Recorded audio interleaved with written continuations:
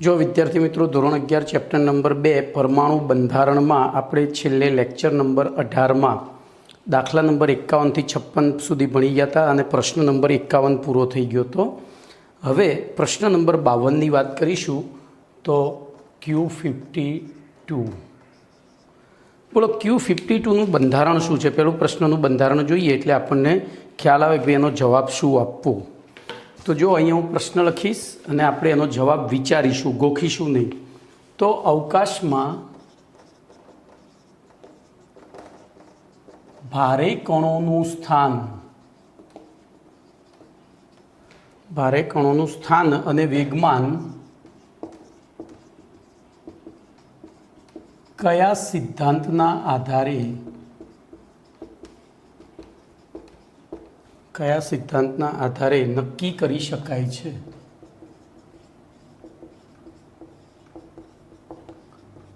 आवो प्रश्न छे।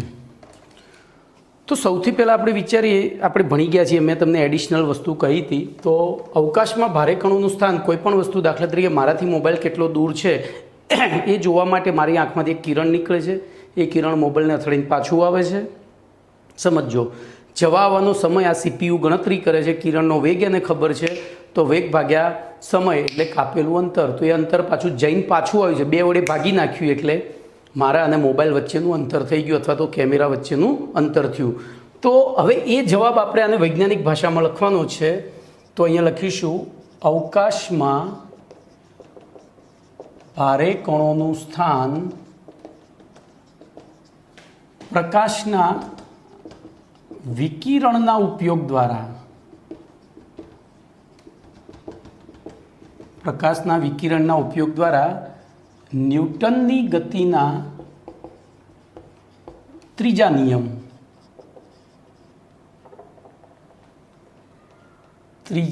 नियम जेने आपणे टूंकमां न्यूटन यांत्रिकी पण कहीए छीए ना आधारे नक्की करवामां आवे छे अथवा तो नक्की करी शकाय छे। बोलो पती गयो। चलो एना पछी क्वेश्चन नंबर 53 लई लीए। हूँ पहला 53 नो प्रश्न लखीश अने पछी आपणे आगळ जईशुं। तो अहींया स्थान अने वेगमान रही गयुं लखवानुं। स्थान अने वेगमान अहींया आटलुं लखी नाखजो अने वेगमान। चलो 53मो प्रश्न है अवकाश में अति सूक्ष्म कणों स्थान जोजो अवकाश में अति सूक्ष्म कणों स्थान अने वेगमान नक्की करवा माटे न्यूटन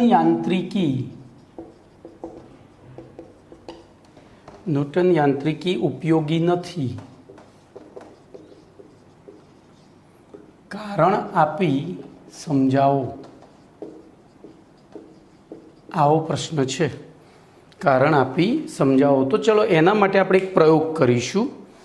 प्रयोग तमारे हूँ अहींया करीश पण 2 डायमेंशन में तमने एटली खबर नहीं पड़े एटले घरे तमारे जाते पण करवानुं छे। जोजो मारो हाथ अने एनी सापेक्षे आ पेननुं ढांकण तो हाथ करता पेनना ढांकणनुं दळ खूब ज ओछुं छे एटले हूँ एने अहींथी नाखुं छुं तो कशुं मारा हाथनी पोजिशनमां कोई ज फर्क नहीं पड़तो। बराबर हूँ एने मारा हाथमां नाखुं तो हाथनी पोजिशनमां जोजो सेज पण एने असर थती नथी। ओके फरी वंस मोर जोजो ढांकण थोड़ुं आम खसी जाय छे कूदीने एटले मारे बोलो छे मारा हाथनी पोजिशनमां कोई ज फर्क नहीं पड़तो। पण जो एनी जग्याए डस्टर नाखुं तो ध्यानथी जोजो मारा हाथनी पोजिशन ज्यारे डस्टर अने मारो हाथ बे भेगा थाय त्यारे जोजो शुं थाय छे। तो डस्टरनुं वजन अने मारा हाथनुं वजन लगभग सरखा जेटलुं हशे अने एवी परिस्थितिमां डस्टर ज्यारे मारा हाथने અથડાય છે त्यारे गतिशक्तिनी आपले थाय छे एटले मारो हाथ सेज नीचे जई अने पाछो आवे। जो हूँ बहु उपरथी नथी नाखतो जो बराबर। तो हवे तमने एवुं थाय कदाच साहेब जाते ऊंचू करता होय तो हाथ पण एटले तमने कह्युं के तमारे जाते प्रयोग करवानो छे। तो जोजो તો અવકાશમાં અહીંયા જોજો, હવે ભારે કણો એટલે કયા કણો? તો હિલિયમ પરમાણુથી શરૂ કરી હાઇડ્રોજન અને તેના સંતાનો સિવાય, એટલે 4 જ વસ્તુ થઈ: પ્રોટોન, ન્યુટ્રોન, ઇલેક્ટ્રોન અને હાઇડ્રોજન પરમાણુ. એના સિવાયના બધા કણોને ભારે કણો કહેવાય. ધૂળનો રજકણ એ ભારે કણ કહેવાય. ધૂળના રજકણનું સ્થાન નક્કી કરવા આપણે ન્યૂટન યાંત્રિકીનો ઉપયોગ કરીએ ને એમાં આપણે પ્રકાશના વિકિરણો, અંધારામાં આપણને કશું દેખાતું નથી, એનો મતલબ કે ન્યૂટન યાંત્રિકીની સાથે સાથે આપણે પ્રકાશના વિકિરણનો ઉપયોગ કરી અને એનું સ્થાન નક્કી કરીએ છીએ. પરંતુ અવકાશમાં અતિ સૂક્ષ્મ કણો જેવા કે પ્રોટોન, ન્યુટ્રોન, ઇલેક્ટ્રોન અને H પરમાણુનું સ્થાન નક્કી કરવા માટે પ્રકાશના વિકિરણનો ઉપયોગ કરી ન્યૂટન યાંત્રિકી, અહીંયા વિકિરણ દ્વારા, ના ઉપયોગ દ્વારા એવું લખવું પડશે, બરોબર, ના ઉપયોગ દ્વારા ન્યૂટન યાંત્રિકીનો ઉપયોગ કરવામાં આવે ત્યારે જોજો શું થાય છે. તો મેં એ તમને બતાવી દીધું. ઢાંકણ નાખ્યું તો મારા હાથમાં કોઈ જ ફરક પડ્યો નહીં, મારા હાથની પોઝિશનમાં કોઈ જ ફરક પડતો નથી.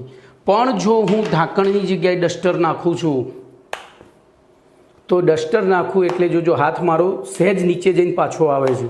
ધ્યાનથી ઓબ્ઝર્વ કરજો, બરોબર. તો અહીંયા આ જે કણો છે એ આપણે જે પ્રકાશનો કણ ફોટોન લીધો છે એ ફોટોનના દળ જેટલું દળ ધરાવતા કણો છે. ફોટોનના દળ જેટલું દળ ધરાવતા કણો છે. બોલો શું થશે? તો એ હાથ અને ડસ્ટર જેવું ઉદાહરણ થયું. તો ત્યાં શું થયું? તો અતિ સૂક્ષ્મ માત્રિક કણોનું અથવા તો અતિ સૂક્ષ્મ કણોનું અવકાશમાં સ્થાન અને વેગમાન નક્કી કરવા માટે જો અહીંયા લેમ્બડા તરંગ લંબાઈવાળા, અહીંયા લખવાનું રહી ગયું, માટે લેમ્બડા તરંગ લંબાઈ ધરાવતા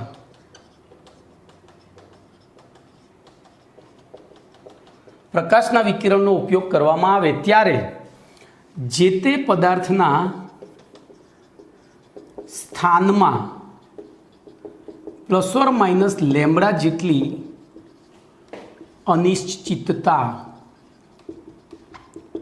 ઉદ્ભવે છે. જોજો, મારો હાથ હતો અહીંયા, મારા હાથને હું પ્રકાશના મદદથી નક્કી કરું, આમ છે તો પ્રકાશની મદદથી નક્કી કરું તો પ્રકાશનો કણ એટલો બધો નાનો છે કે એને અથડાય ત્યારે કોઈ ગતિશક્તિની આપલે થતી નથી અને હાથ એની જ જગ્યાએ રહે છે. પણ એની જગ્યાએ ડસ્ટરનો ઉપયોગ કરું તો ડસ્ટર અથડાય ત્યારે હાથ આમ થાય છે. અને એ ક્યારેય કેટલો એમ થાય? તો પ્રયોગો દ્વારા પુરવાર કર્યું કે જે વિકિરણનો આપણે ઉપયોગ કરીશું એ વિકિરણના તરંગ લંબાઈના પ્લસ ઓર માઇનસ જેટલી અનિશ્ચિતતા ઉદ્ભવે છે, બરોબર. તો જોજો ફરીથી આખું વાક્ય મેં અહીંયા શોર્ટમાં લખ્યું છે, હું વ્યવસ્થિત બોલું છું, ધ્યાનથી સાંભળજો. તો અતિ સૂક્ષ્મ માત્રિક ગતિશીલ કણનું અવકાશમાં સ્થાન નક્કી કરવા માટે તેના ઉપર લેમ્બડા તરંગ લંબાઈવાળા પ્રકાશ આપાત કરવામાં આવે ત્યારે પ્રકાશની કણ પ્રકૃતિના કારણે, જોજો પ્રકાશ પણ કણ પ્રકૃતિ ધરાવે છે, તેમાં રહેલો કણ એટલે કે ફોટોન અતિ સૂક્ષ્મ માત્રિક કણ સાથે અથડાય છે. અતિ સૂક્ષ્મ માત્રિક કણ સાથે અથડાય છે. આથી અતિ સૂક્ષ્મ કણ ઉપર આઘાત લાગવાથી, એની ઉપર આઘાત લાગવાથી શું થાય છે? અવકાશમાં તેનું સ્થાન બદલાઈ જાય છે પોતે. હવે અહીં પ્રકાશીય સિદ્ધાંતો અનુસાર અતિ સૂક્ષ્મ કણના સ્થાનમાપનમાં પ્લસ ઓર માઇનસ લેમ્બડા જેટલી અનિશ્ચિતતા ઉદ્ભવે છે એવું નક્કી કરવામાં આવ્યું છે. ચલો હવે આની ઉપરથી જો અનિશ્ચિતતા આટલી ઉદ્ભવતી હોય અને આપણે અનિશ્ચિતતા આથી જો આ અનિશ્ચિતતા ઘટાડવી હોય, બોલો શું કરવું પડે? તમે વૈજ્ઞાનિક હોય તો શું કરો? આ અનિશ્ચિતતા ઘટાડવી હોય તો શું કરવું જોઈએ? તો દેખાય છે, બોર્ડ ઉપર લખેલું છે. અનિશ્ચિતતા કેટલી છે? તો આપણે સ્થાન નક્કી કરવા માટે જે પ્રકાશ લીધો છે એની તરંગ લંબાઈના પ્લસ ઓર માઇનસ જેટલી. તો ઉપયોગમાં લીધેલા પ્રકાશના તરંગની તરંગ લંબાઈ લેમ્બડા ઘટાડવી જોઈએ. જોજો આટલું કરીએ તો આપણે અનિશ્ચિતતા ઘટાડી શકીએ. પરંતુ જોજો હવે પરંતુ શરૂ થાય છે. પરંતુ બોલો શું થશે? તો આટલું કરીએ એટલે આપણું સ્થાન ચોકસાઈથી મપાય, પરંતુ નવો મુદ્દો પાડું, આથી અવકાશમાં સૂક્ષ્મ કણનું સ્થાન ચોકસાઈપૂર્વક માપી શકાય છે, માપી શકાય છે, બરોબર. પરંતુ જો હવે શું થશે? તો દ બ્રોગલીના દ્રવ્ય તરંગ સિદ્ધાંત અનુસાર, પરંતુ દ બ્રોગલીના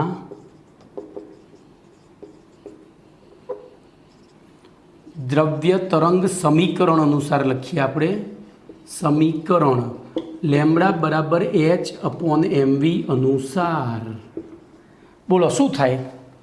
લેમ્બડા ઘટે એટલે mv વધે. mv એટલે શું થયું? વેગમાન. વેગમાન વધે છે. જો લેમ્બડા ઘટે એટલે આ તો અચળ છે, આ વધે, તો એના અનુસાર લેમ્બડા ઘટે તેમ પ્રકાશના કણનું વેગમાન વધે છે. વેગ અને વેગમાન વધે છે. બોલો હવે વેગમાન વધે, આપણે શાંતિથી રોડ ઉપર કેમેસ્ટ્રીનું ટ્યુશન પતાવીને શાંતિથી ચાલતા ચાલતા જતા હોય, સાહેબે કેમેસ્ટ્રીને બહુ લમણા લીધા હોય એટલે આપણું મગજ આમે ખાલી થઈ ગયું હોય, બરાબર, ખાલી થઈ જાય. કેમેસ્ટ્રી એવો વિષય છે કે જો એને તમે દિલથી નહીં સમજો તો માથું ચડશે, ને સમજશો તો બીજા બધા વિષયો એની આગળ પાણી ભરે, પછી બધું આવડશે. તો આપણે આમ ધીમે ધીમે ચાલતા જતા કોઈ દારૂડિયો રિક્ષાવાળો આવીને પાછળ ઢૂમ લઈને કરે તો આપણે ધીમે ધીમે જતા હતા, પણ આપણો એ ઢૂમ લઈને ઠોક્યું એટલે આપણો વેગ વધી ગયો. તો અહીંયા જોજો એનું વેગમાન વધ્યું છે. આથી આવો કણ, આથી પ્રકાશનો આવો કણ જ્યારે ગતિશીલ સૂક્ષ્મ કણને અથડાય છે,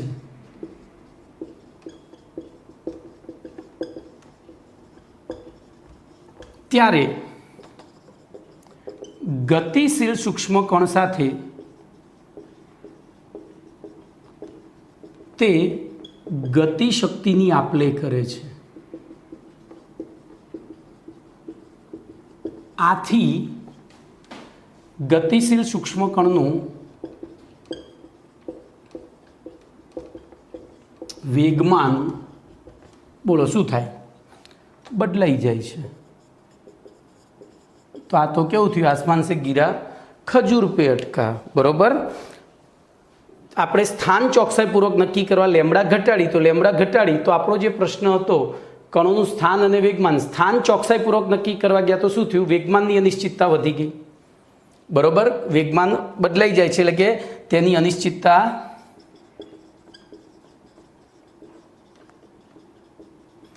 ડેલ્ટા પી વધી જાય છે. તો એકને ઘટાડવા જઈએ તો બીજું રડી વધી જાય છે. આને ઘટાડવું હોય શું કરવું પડે? તો લેમ્બડા ઊંચી લેવી પડે. લેમ્બડા ઊંચી લો તો પાછું સ્થાનની અનિશ્ચિતતા વધી જાય. એમ તો કહી શકાય અવકાશમાં અતિ સૂક્ષ્મ કણોનું સ્થાન અને વેગમાન નક્કી કરવા માટે ન્યૂટનની યાંત્રિકી ઉપયોગી નથી. ચલો એના પછી 54મો પ્રશ્ન લઈએ.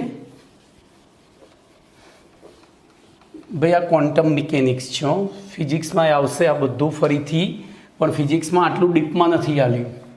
ફિઝિક્સમાં ખાલી દાખલા ગણવા સૂત્રો જ આલ્યા છે. આપણે અહીંયા બધું જ ભણવાનું છે. ફિઝિક્સમાં આઈ થિંક બીજા દિવાળી પછી 11માં આવે છે કાં તો 12માં પહેલા સેમમાં આવે છે. આના થિયરી ન્યુક્લિયસ કરીને પાર્ટ છે.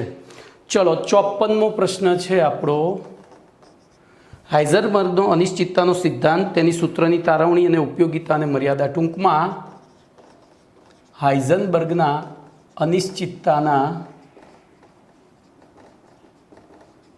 અનિશ્ચિતતાનો સિદ્ધાંત,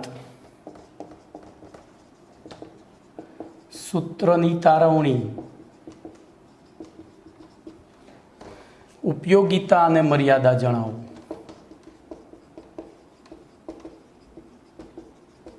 જો કોઈ સારો પેપર સેટર હોય ને તો 5 માર્ક્સમાં આ પ્રશ્ન આ રીતે પૂછે, પણ આળસુ પેપર સેટર હોય તેમ કે હાઇઝનબર્ગના અનિશ્ચિતતાનો સિદ્ધાંત સમજાવો, બધું લખવું પડે.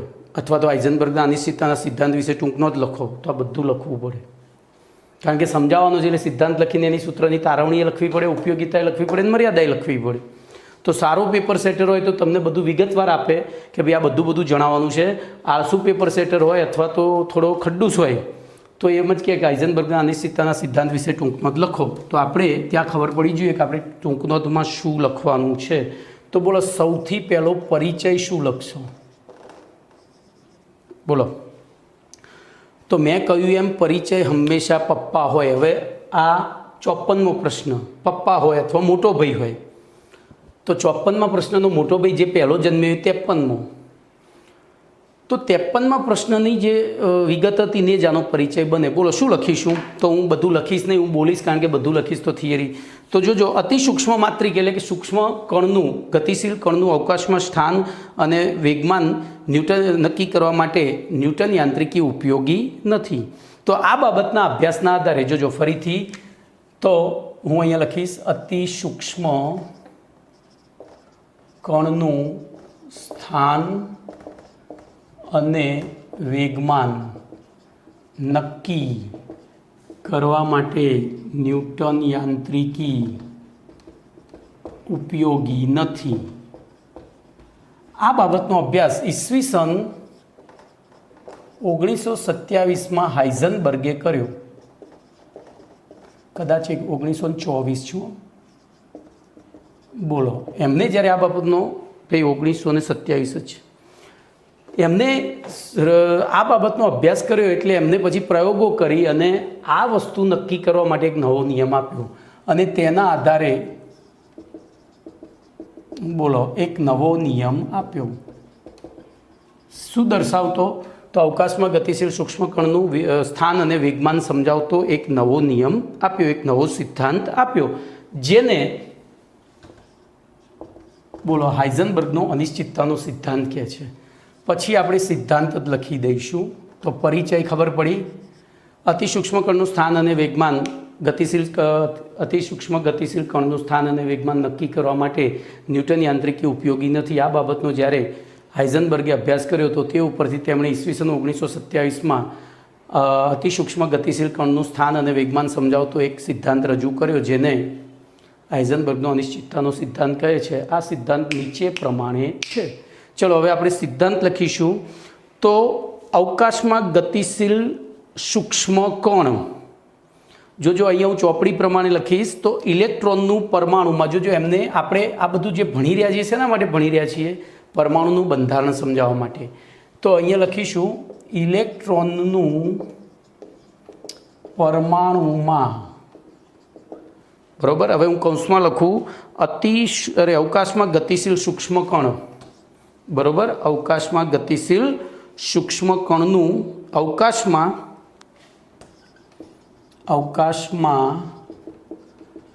ગતિશીલ સૂક્ષ્મ કણનું કૌંસ પૂરો. જોજો ઇલેક્ટ્રોનનું પરમાણુમાં સ્થાન અને વેગમાન, સ્થાન અને વેગમાન. હવે ત્યાં ચોક્કસ શબ્દ લખવો પડે. ચોક્કસ સ્થાન અને ચોક્કસ વેગમાન, ચોક્કસ સ્થાન અને ચોક્કસ વેગમાન. જોજો ભાઈ, આ શબ્દ ના લખીએ તો શું થાય? તો આપણે જે પ્રયોગ કર્યો તો એ પ્રયોગમાં હાથ આમ ગાયબ નહોતો થઈ જતો, એનું સ્થાન ખાલી બદલાતું હતું. એટલે આપણને ત્યાં અનિશ્ચિતતા મળતી હતી. શું મળતી હતી? અનિશ્ચિતતા મળતી હતી. સ્થાન ખોટું મળતું. એટલે ચોક્કસ સ્થાન અને ચોક્કસ વેગમાન એક સાથે. હવે વેગમાનની જગ્યાએ અહીંયા વેગ પણ લખાય, અથવા વેગ કરીને એક સાથે ચોકસાઈપૂર્વક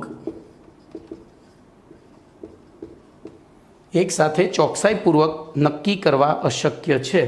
હવે ચોકસાઈપૂર્વક નહીં લખો ચાલશે, કારણ કે એ ચોક્કસ લખાઈ ગયું છે. એક સાથે નક્કી કરવા અશક્ય છે. તો આ થયો હાઇઝનબર્ગનો અનિશ્ચિતતાનો સિદ્ધાંત. હવે જોજે એના સૂત્રની તારવણી.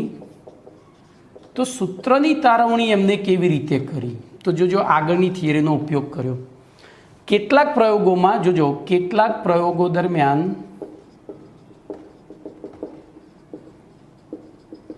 આપાત પ્રકાશની લેમ્બડા ટૂંકી રાખી સૂક્ષ્મ કણનું અવકાશમાં સ્થાન ચોકસાઈપૂર્વક નક્કી કર્યું. આપણે ભણી ગયા છીએ કે ભાઈ સ્થાન ચોકસાઈપૂર્વક નક્કી કરવું, કારણ કે સ્થાનની અનિશ્ચિતતા કેટલી આવતી હતી? પ્લસ ઓર માઇનસ લેમડા જેટલી. તો લેમડા ટૂંકી રાખી એટલે આપણને એનું સ્થાન ચોકસાઈપૂર્વક નક્કી કરી શકાય, તો નક્કી કર્યું. ચલો બીજા કેટલાક પ્રયોગોમાં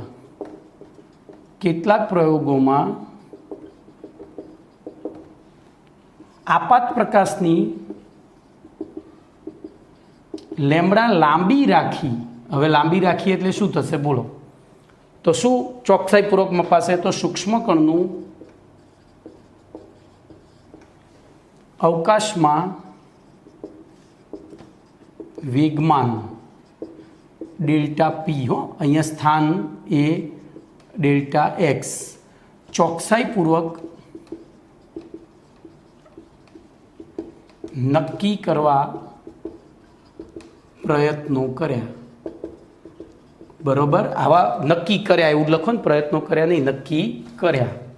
હવે જોજો આ બંને પ્રયોગો, આવી 5-25 પ્રયોગોની હારમાળા રચી, આવી પણ 5-25 પ્રયોગોની હારમાળા રચી, અને એમાં જે ડેલ્ટા એક્સ અને ડેલ્ટા પીના મૂલ્યો મળ્યા, તો એ અહીં પ્રાપ્ત થતા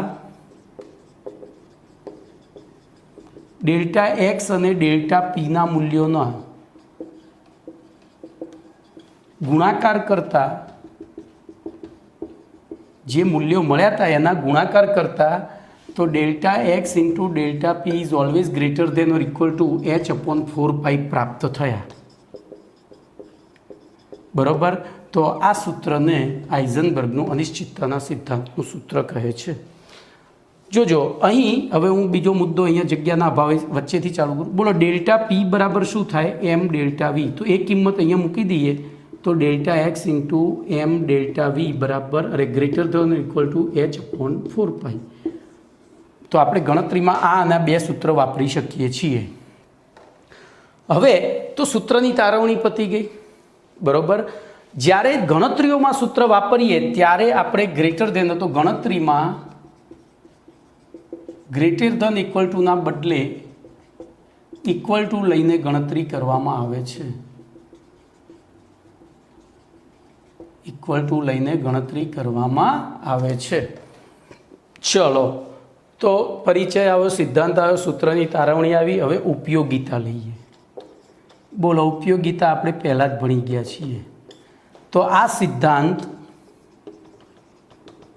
માત્ર P+N0 અને E- તથા H પરમાણુને લાગુ પડે છે.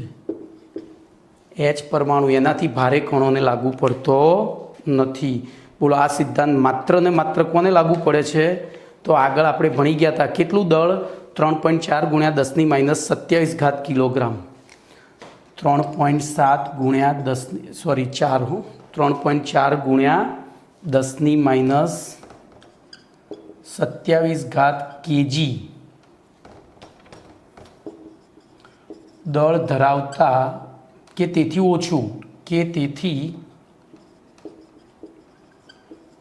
ઓછું દળ ધરાવતા સૂક્ષ્મ કણોને જ લાગુ પડે છે.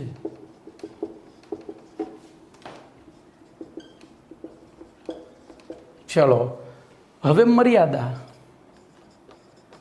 તો મર્યાદા, આ આપણે ઉપયોગિતા લખી. મર્યાદામાં શું લખશું? સોરી, મારી ભૂલ થઈ હો ભાઈ, મેં મર્યાદામાં ઉપયોગિતા લખી. આપણે ચલો મર્યાદા, મને મગજમાં મર્યાદા રમે છે, લખું છું ઉપયોગિતા ટાઇટલ, એટલે ઊંધો મુદ્દો થઈ ગયો. ચલો ઉપયોગિતા લખીએ. તો ઉપયોગિતા આની યાદ છે એટલે હું મિક્સ થઈ ગયો. બોલો, ઉપયોગિતામાં શું લખીશું? તો આની મદદથી આપણને એટલું ખબર પડી કે અતિ સૂક્ષ્મ કણ જે છે, પ્રોટોન, ન્યુટ્રોન, ઇલેક્ટ્રોન, એટલે કે પરમાણુમાં કેન્દ્રની ફરતે કેટલા અંતરે ઇલેક્ટ્રોન ગતિ કરે છે એ ચોકસાઈપૂર્વક ક્યારેય નક્કી ના કરી શકાય. એટલે કે અવકાશમાં ગતિશીલ સૂક્ષ્મ કણોનું પ્રક્ષેપ પથ એટલે એમનો ગતિ માર્ગ એ કેવો હોય? હંમેશા અનિશ્ચિત જ હોય. એ ચોકસાઈપૂર્વક, કારણ કે આપણી આંખમાંથી નીકળતું પ્રકાશનું કિરણ એને અથડાય એટલે એ સૂક્ષ્મકણ અને આપણી આંખમાંથી નીકળતો ફોટોન રૂપી સૂક્ષ્મકણ એકબીજાને અથડાય એટલે સ્થાનમાં આપલે થાય, શું થાય? સ્થાનમાં આમ જો ઓકે. તો હું હવે બોલું છું અહીંથી બંને વસ્તુ. તો જો હાઇઝનબર્ગના અનિશ્ચિતતાના સિદ્ધાંત અતિ સૂક્ષ્મ માત્રિક કણો જેવા કે પ્રોટોન, ન્યુટ્રોન, ઇલેક્ટ્રોન અને હાઇડ્રોજન પરમાણુને જ, એટલે કે જે કણોનું દળ 3.4 ગુણ્યા 10⁻27 કિલોગ્રામ કે તેથી ઓછું હોય તેવા જ કણોને લાગુ પડે છે. તે સિવાયના કણોને આ સિદ્ધાંત લાગુ પડતો નથી. ઉપયોગિતા મર્યાદાથી જ શરૂ થાય છે. હાઇઝનબર્ગનો અનિશ્ચિતતાનો સિદ્ધાંત માત્ર સૂક્ષ્મ માત્રિક કણોને જ લાગુ પડે છે. માત્ર સૂક્ષ્મ માત્રિક કણોને જ લાગુ પડે છે. અને સૂક્ષ્મ માત્રિક કણોના સ્થાન અને વેગમાન એક સાથે નક્કી કરી શકાતા નથી. એમને જો 2 પ્રયોગો કર્યા હતા, બરોબર. આમ આ સિદ્ધાંત અવકાશમાં અતિ સૂક્ષ્મ માત્રિક કણો જેવા કે પ્રોટોન, ન્યુટ્રોન, ઇલેક્ટ્રોન અને હાઇડ્રોજન પરમાણુ જે છે, બરોબર, પ્રોટોન, ન્યુટ્રોન, ઇલેક્ટ્રોન અને હાઇડ્રોજન પરમાણુના નિશ્ચિત પ્રક્ષેપ પથની સંભાવના નકારી કાઢે છે. નિશ્ચિત પ્રક્ષેપ પથની સંભાવના નકારી કાઢે છે, બરોબર.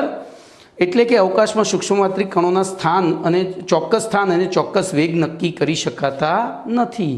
એટલે આપણે ત્યાં આશરા પડતી પદ્ધતિનો ઉપયોગ કરીએ છીએ. આથી અવકાશમાં અતિ સૂક્ષ્મ માત્રિક કણોના સ્થાન અને વેગમાનના સંભવિત મૂલ્યોનો આપણે ઉપયોગ કરી અને પરમાણુનો નમૂનો સમજાવવાનો પ્રયત્ન કર્યો છે. તો અહીંયા તમારો હાઇઝનબર્ગનો અનિશ્ચિતતાનો સિદ્ધાંત પૂરો. એના પછી કેટલાક દાખલા છે, એ દાખલા આપણે ગણીએ. જોઈએ હવે. સહેલા છે દાખલા એકદમ. ગુણાકાર, ભાગાકાર, સરવાળો, બાદબાકી.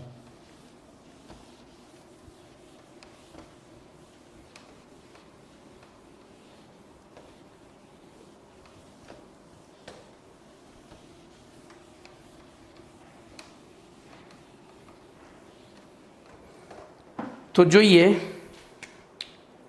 N57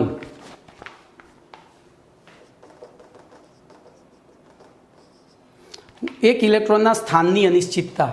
તો સ્થાનની અનિશ્ચિતતા ડેલ્ટા x બરાબર ±0.002 નેનોમીટર છે. તો વેગમાનની અનિશ્ચિતતા ડેલ્ટા પી બરાબર કેટલા? જોજો હો. હવે વેગમાનનું વાસ્તવિક બરાબર h/4π ગુણ્યા 0.05 નેનોમીટર હોય તો વેગમાનની અનિશ્ચિતતાને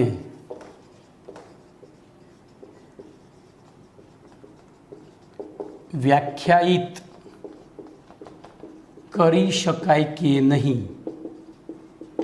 આવો પ્રશ્ન છે. જોજો, આ તો સહેલું છે, જે છે અહીંયા જ છે. કરી શકાય કે નહીં. તો બોલો, આપણને ડેલ્ટા એક્સ આપ્યો છે અને ડેલ્ટા પી શોધવાનો કીધો છે. તો જોજો, હું અહીંયાથી દાખલો ગણવાનું શરૂ કરીશ. બોલો, delta x into delta P બરાબર h/4π. મેં હમણાં જ કહ્યું હતું, અહીંયા એકચ્યુઅલી સૂત્રમાં આવે greater than or equal to h/4π, પણ આપણે લઈશું ઇક્વલ ટુ. ચલો, ડેલ્ટા પીને સૂત્રનો કરતા કરીએ તો ડેલ્ટા પી શોધો ને, તો ડેલ્ટા એક્સ ઇન્ટુ 4π. ચલો, કિંમતો મૂકીએ તો 6.626 into 10⁻−34 joule into second upon delta x આપણને 0.002 ગુણ્યા 10⁻9 મીટર કરી દેવાના, ગુણ્યા 4/3.14 કરી દેવાના. ચલો, ભાગાકાર કરીએ, જે જવાબ આવે એ લખીએ છીએ, બરોબર. તો 6.626 divided by 0.002 divided by 4 divided by 3.14 is equal to 263.77 આવ્યા. 263.77 ગુણ્યા 10ની, બોલો, 9 ઉપર જશે એટલે પ્લસ થશે, તો 34માંથી 9 ગયા એટલે -25. હવે જોજો વેગમાન, તો અહીંયા આ 2 એકમ રહિત છે, આ મીટર છે ને, અને આ જૂલ ઇન્ટુ સેકન્ડ છે. બોલો, વેગમાનનો એકમ શું થશે? તો કિલોગ્રામ ઇન્ટુ મીટર પર સેકન્ડ થાય. કેમ? તો વેગમાન એટલે દળ ગુણ્યા વેગ છે. બોલો, દળનો એકમ કિલોગ્રામ અને વેગનો મીટર પ્રતિ સેકન્ડ. તો આ એકમ ખાસ લખજો, બરોબર. તો 263 અરે 263.77 ગુણ્યા 10⁻25 આવ્યું. એને આપણે વૈજ્ઞાનિક અંક પદ્ધતિમાં ફેરવીએ તો 2.637ની જગ્યાએ 8 ગુણ્યા 10⁻23 2 પોઈન્ટ આમ ખસ્યા એટલે કેજી ઇન્ટુ મીટર પર સેકન્ડ થયું. આને હું કહીશ આન્સર 1. હવે આન્સર 2 જોઈએ. બોલો, આ વાસ્તવિક મૂલ્ય મૂકીએ, વાવ મૂલ્ય, તો એમાં કિંમતો જ મૂકીએ. 6.626 ઇન્ટુ 10⁻34 જૂલ ઇન્ટુ સેકન્ડ છેદમાં 4 ગુણ્યા 3.14 ગુણ્યા 0.05 ગુણ્યા 10⁻9 મીટર. બોલો, ભાગાકાર કરીએ. 6.626 divided by 4 divided by 3.14 divided by 0.05 તો જવાબ તમારો 10.55 ગુણ્યા 10⁻25 કિલોગ્રામ મીટર પર સેકન્ડ એટલે કે 1.055 ગુણ્યા 10⁻24 કિલોગ્રામ મીટર પર સેકન્ડ. આમ વાસ્તવિક મૂલ્ય કરતાં અનિશ્ચિતતા કેવી છે? ખૂબ જ વધારે, 10 ગણી વધારે. આપણે ગણીએ 10 નહીં, આમ તો 20 ગણી, કારણ કે આના ડબલ આ છે અને અહીંયા એક ઘાત વધે છે. એટલે આમ વાસ્તવિક મૂલ્ય કરતાં અનિશ્ચિતતા ખૂબ જ વધારે છે. અને જ્યારે વાસ્તવિક મૂલ્ય કરતાં અનિશ્ચિતતા વધારે હોય તો એને વ્યાખ્યાયિત કરી શકાય નહીં. તો અહીંયા લખવું પડશે, અહીં ડેલ્ટા પીના વાસ્તવિક મૂલ્ય 1.055 ઇન્ટુ 10⁻24 કરતાં તેની અનિશ્ચિતતાનું મૂલ્ય તો 2.638 ઇન્ટુ 10⁻24 એ લગભગ 20 ગણું વધારે છે. 20 ગણું વધારે, આમ તો 20 નહીં વધારે થાય, આપણે તોય જોઈ લઈએ. બોલો, 2.638 ડિવાઇડેડ બાય 1.055 એટલે બરાબર 2.5 ગણું, એટલે 25 ગણું વધારે છે. આપણે ભાગાકાર કરીને જ લખો, લગભગ 25 ગણું વધારે છે. આથી અનિશ્ચિતતાનું મૂલ્યનું બોલો શું કહ્યું છે આપણને? મૂલ્યને વ્યાખ્યાયિત કરી શકાતું નથી ને વ્યાખ્યાયિત કરી શકાતું નથી. ધ્યાન રાખજો, કોઈ પણ વાસ્તવિક મૂલ્ય કરતાં અનિશ્ચિતતાનું મૂલ્ય ઘણું બધું વધારે હોય તેને વ્યાખ્યાયિત ના કરી શકાય, પણ ઓછું હોય તો વ્યાખ્યાયિત કરી શકાય. બરાબર? તો અહીંયા તમારો 57મો દાખલો પૂરો. હવે આપણે 58મો દાખલો જોઈશું.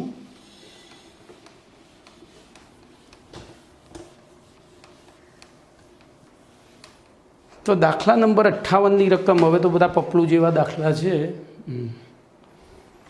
બોલો, N58. બોલો, ઇલેક્ટ્રોનના સ્થાનની અનિશ્ચિતતા.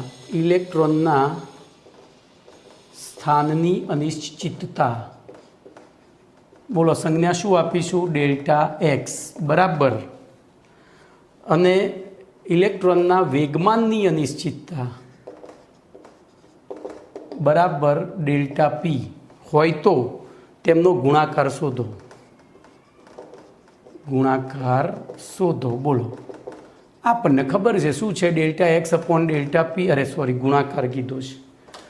તો delta x into delta P is equal to h upon 4 તો કિંમતો જ મૂકવાની રહી. બરાબર 6.626 into 10⁻34 joule into second divided by 4 ગુણ્યા 3.14. બોલો, તો 6.626 ડિવાઇડેડ બાય 4 ડિવાઇડેડ બાય 3.14 તો જવાબ તમારો 0.5275 એટલે 0.5275 ઇન્ટુ 10⁻34 જૂલ ઇન્ટુ સેકન્ડ. વૈજ્ઞાનિક અંક પદ્ધતિમાં ફેરવીએ તો 5.275 ઇન્ટુ 10⁻35 જૂલ ઇન્ટુ સેકન્ડ. બરાબર? સોરી, હવે જોજો, અહીંયા મેં થોડી ભૂલ કરી છે. તેમનો ગુણાકાર શોધો એવું નથી. અહીંયા આ મારી ભૂલ છે, મારે જો ઉતાવળમાં જોવાની ભૂલ છે. એક જ મિનિટ. જો ભાઈ, અહીંયા મેં ભૂલ શું કરી છે? બોલો, તો રકમ વાંચવાની ઉતાવળના લીધે આપણે ભૂલ કરી છે. તો ભૂલ આપણે સુધારવાની છે. અહીંથી ભલે કંઈક નવું શીખવા મળ્યું કે ઉતાવળમાં આપણે તો અહીંયા એવું લખ્યું છે કે તેના સ્થાનની અનિશ્ચિતતા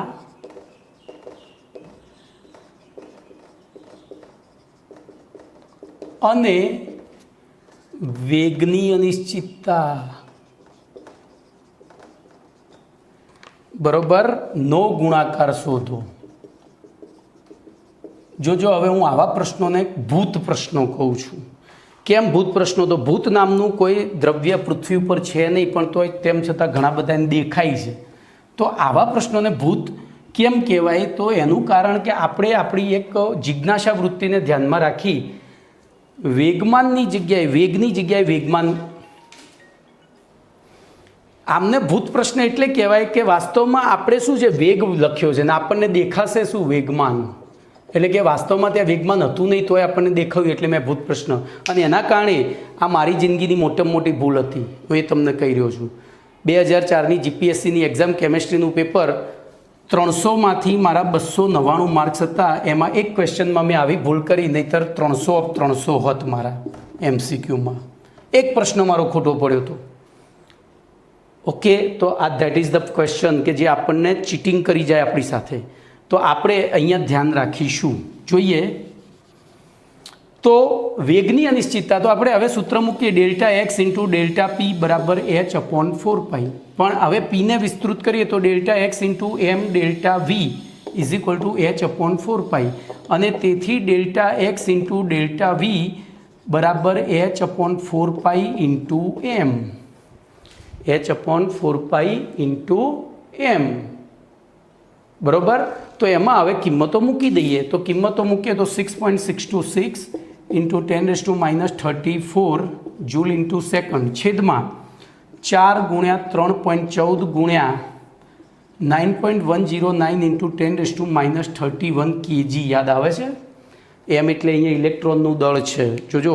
તો હવે ભાગાકાર કરીએ આપણે તો 6.626 divided by 4 divided by 3.14 divided by 9.109 equal to 0.0579 into 10⁻, બોલો 31 ઉપર ગયા એટલે 3 બાદ થયા તો -3 કેટલા? અને એ -3ને આપણે વૈજ્ઞાનિક અંક પદ્ધતિમાં ફેરવી દઈએ તો બોલો જવાબ શું થશે? તો 5.79 ઇન્ટુ 10⁻⁵. ચલો એકમ શું થશે? તો એકમ તમને અહીંથી મળશે. સ્થાનનો એકમ તો મીટર અને વેગનો એકમ તો મીટર પર સેકન્ડ. તો અહીંયા એકમ થશે મીટર સ્ક્વેર પર સેકન્ડ. યાદ રાખજો, મીટર સ્ક્વેર પર સેકન્ડ. ચલો 59મો દાખલો લઈ લઈએ.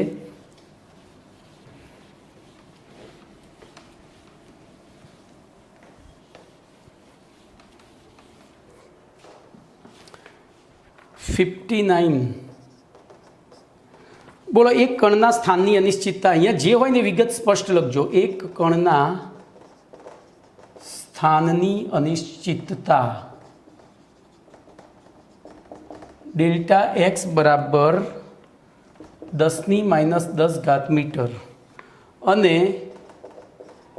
વેગની અનિશ્ચિતતા ડેલ્ટા વી જો 5.27 ગુણ્યા 10⁻24 મીટર પર સેકન્ડ હોય તો કણનું દળ એમ બરાબર કેટલા? તો આપણે સૂત્ર મૂકીશું delta x into delta p equal to h/4π. તેથી delta x into delta p એની જગ્યાએ લખીશું m delta v is equal to h/4π. અને એમાં આપણે એમને સૂત્રનો કરતા કરીએ તો m is equal to h/4π into delta x into delta v. ચલો કિંમતો મૂકીએ.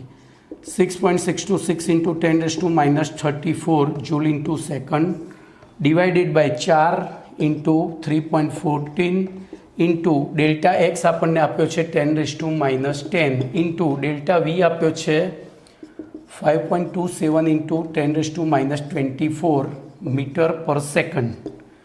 ચલો હવે આપણે એને તો 6.626 divided by 4 divided by 3.14 divided by 5.27 equal to 0.100 into 10 raised to મારે ફરીથી કરવું પડશે 6.626 divided by 4 divided by 3.14 divided by 5.27 બરોબર છે ગુણ્યા હવે જો આ 10 ને 24 34 થઈ ગયા તો 10 ની 0 ઘાત એટલે 0.1 હવે એકમ શું તો જો આ MKS છે આ MKS છે આ MKS છે તો જવાબ તમારો કેજી થાય એકમ કિલોગ્રામ થાય શું થાય અમુક બુદ્ધિથી એકમ લખવાનો બધે એકમ અવયવ પદ્ધતિ નહીં વાપરવાની ચલો એના પછી અને આવામાંથી પછી છે ને તમને આવો દાખલો પૂછીને MCQ પૂછ્યો હોય કે ભાઈ આના બરાબર શું થાય આખો દાખલો આવો હોય ને પછી એમ કે આના બરાબર શું થાય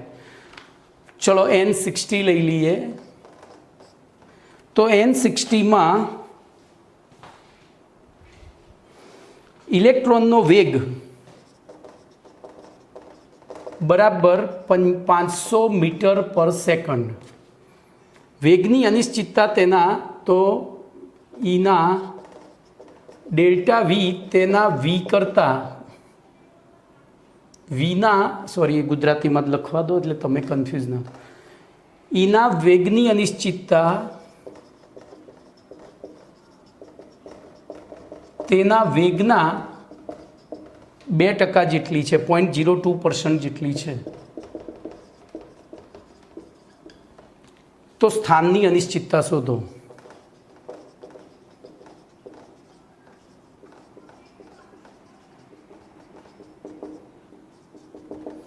જો દાખલો આટલો જ છે પછી તો ગુણાકાર ભાગાકાર છે તો અહીંયા પદ મૂકો આને મેં એટલે જ જગ્યા રાખી છે જો હું એ પહેલી ગણતરી કરી નાખું બોલો વેગની અનિશ્ચિતતા 100% હોત તો બોલો કેટલી હોત તો આના જેટલી જ કેમ તો અનિશ્ચિતતા 100% હોય એટલે વેગના જેટલી પણ આપણને કહી છે કેટલી 0.02% તો 0.02 into 500 divided by 100 મીંડા ગયા બરોબર 5 દુ 10 એટલે 0.1 થઈ ગઈ હવે સીધું જ સૂત્ર મૂકવાનું ડેલ્ટા એક્સ ઇન્ટુ જો વેગની અનિશ્ચિતતા આપી દીધી છે વેગ આપી દીધો છે તો એમ ડેલ્ટા વી બરાબર h/4π તો આપણે સ્થાનની અનિશ્ચિતતા જોઈએ છે તો ડેલ્ટા એક્સ બરાબર h/m ડેલ્ટા વી ઇન્ટુ 4π ચલો 6.626 into 10⁻⁻34 joule into second divided by 9.109 into 10⁻31 kg ભાઈ આ મૂલ્યો યાદ રાખજો બોલો ડેલ્ટા વી કેટલો આવ્યો 0.1 અને 4 ગુણ્યા 3.12 ચલો કેલ્સી ચલાવીએ तो कैलसी चलाविए એટલે આપણને फटाक से फूर हो जाएगा तो 6.626 divided by 9.109 divided by 0.1 divided by 4 divided by 3.12 बोलो 0.58286 આવ્યું 0.58286 હવે ઘાત લઈએ તો 31 ઉપર ગઈ એટલે 10⁻³ રહી ચલો વૈજ્ઞાનિક અંક પદ્ધતિમાં તો 5.83 કરી દો આંઠડો આગળ લઈ લો તો ગુણ્યા 10⁻⁴ ઘાત બોલો અહીંયા એકમ શું થશે મીટર કેમ સ્થાનની અનિશ્ચિતતા છે તો કેટલો આવ્યો 60માનો જવાબ 5.79 હવે જોજો અરે સોરી 83 પેમ્ફલેટમાં 79 છે એટલે કેલ્સી બદલાય એટલે થોડો ડિફરન્ટ તો આવવાનો 79 અને 83 દેટ ઇઝ નિગ્લિજિબલ ડિફરન્ટ ઓકે એ તો હું તમને વારે ઘડીએ કહું છું તમે જુદા જુદા કેલ્સીથી ગણશો ને તો જુદો જુદો જવાબ આવે છે આ તો વર્ષોથી અમે રાડ થાકી ગયા છીએ એનાથી ચલો એના પછી N61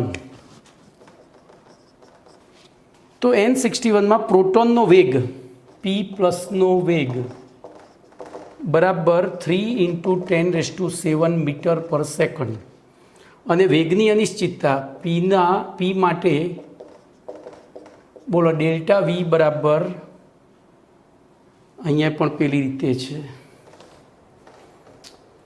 પીના વેગની અનિશ્ચિતતા તેના વેગની સાપેક્ષે ±0.5% છે। તો આપણે પહેલું વેગની અનિશ્ચિતતા શોધી કાઢીએ। જો ડેલ્ટા વી બરાબર 100% હોય તો ડેલ્ટા વી બરાબર કેટલા થાય? તો 3 × 10⁷ મીટર પર સેકન્ડ, બરાબર। તેથી ડેલ્ટા વી બરાબર આપણને કીધું છે 0.5% છે, તેથી બોલો ડેલ્ટા વી બરાબર 0.5 × 3 × 10⁻100 એકમ તો એનું એ જ રહેશે, તો ગુણાકાર કરીને પહેલો જવાબ લઈ દઈએ। તો 0.5 × 3 / 100 એટલે 0.015 × 10⁷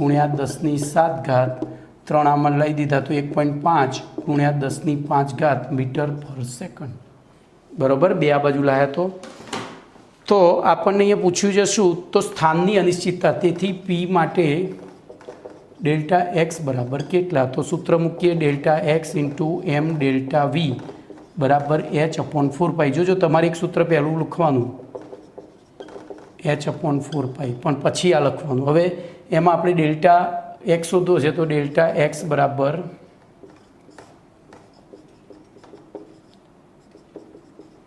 ચલો 6.626 × 10⁻34 joule × second divided by 4 × 3.14।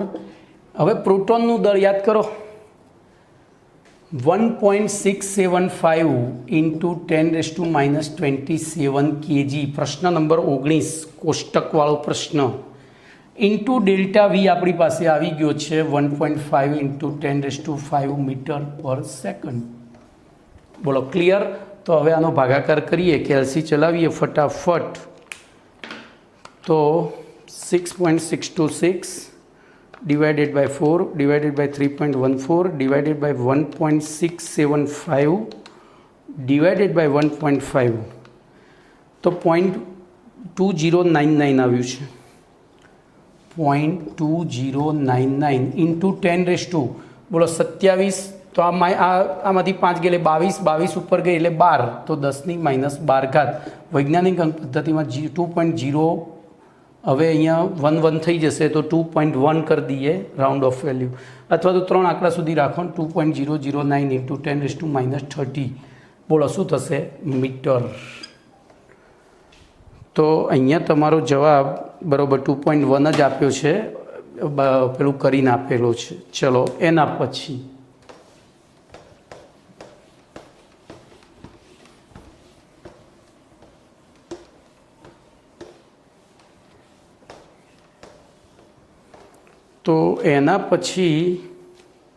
N62 મસ્ત દાખલો છે। બોલો 55,000 અરે સોરી એકમ દશક 100 હજાર 10,000 લાખ 10 લાખ કરોડ 5 કરોડ 50 લાખ 5 કરોડ 50 લાખથી 5 કરોડ 50 લાખ 1 મીટર પર સેકન્ડ ના વેગથી ગતિ કરતી 5 ગ્રામની બંદૂકની ગોળી ના સ્થાનની અનિશ્ચિતતા શોધો।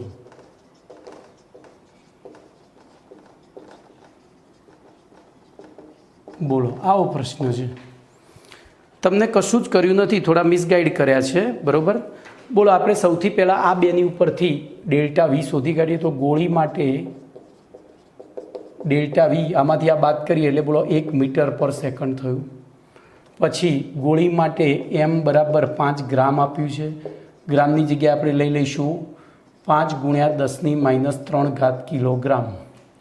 તેથી ગોળી માટે ડેલ્ટા પી એક્સ બરાબર કેટલા?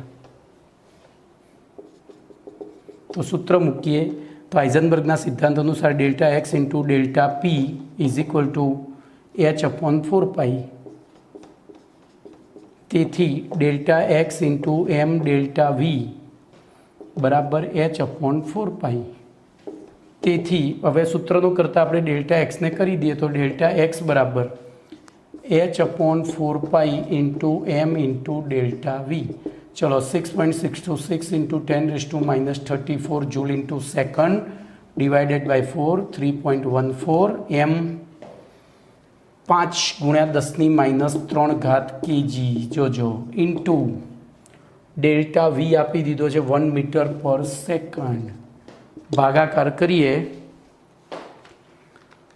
તો 6.626 divided by 4 divided by 3.14 divided by 5, બસ પછી તો એકડો જ છે, તો ઇક્વલ ટુ 0.1055 ઇન્ટુ 10⁻, બોલો -3 ઉપર ગયા એટલે -31. હવે ડેલ્ટા એક્સ છે એટલે આંખ બંધ કરીને મીટર જ લખવાનું, બીજું કંઈ જોવા નહીં રહેવાનું. તો 1.055 ઇન્ટુ 10⁻32 મીટર. તો બંદૂકની ગોળીની સ્થાન આટલું એ હોય બરાબર, પણ એટલે આપણે જોજો ઘણી વખત ચૂકી જવાય, આટલું ટૂંકું છે તેમ છતાં આપણો હાથ હલી જાય. તો અહીંયા તમારા દાખલા નંબર 62 સુધી પૂરા થયા અને લેક્ચર પણ 50 મિનિટનું થઈ ગયું છે, એટલે ગુડ ડે.